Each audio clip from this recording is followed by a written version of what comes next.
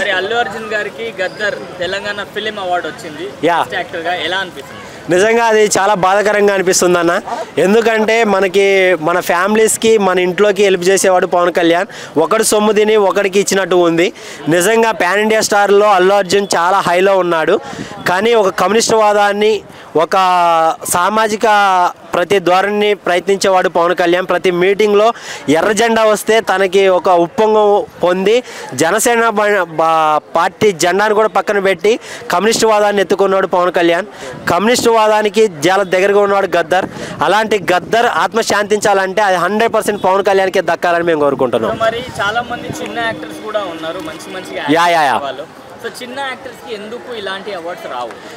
నిజంగా అది కూడా చాలా బాధాకరం అన్న. ఇప్పుడు క్రికెట్ కానీ చాలా రంగాల్లో ఒక ఆర్థికంగా లేకపోతే ఫేమ్గా ఉన్న వాళ్ళకి మాత్రమే ఇలాంటి అవకాశాలు వస్తుంది.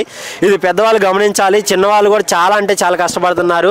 ఎప్పుడైనా వాడికి ఒకటి ఇండియా సైకాలజీ కాలు పెట్టి తంటం అనే దాన్ని పక్కకు పెట్టి చెయ్యి పెట్టి లాగాలనేదే నేను కోరుకుంటున్నాను. 100% ప్రతి ఒక్కరు హెల్ప్ చేసి చిన్న పెద్ద అని చూసుకోకుండా ప్రతి వాడు మనవాడే తెలుగువాడే అని ఫీల్ అయ్యి అందరికీ చూడాలనేది, చిన్నవాళ్ళకు కూడా మంచి పెద్ద గిఫ్ట్లు కావాలని కోరుకుంటున్నా.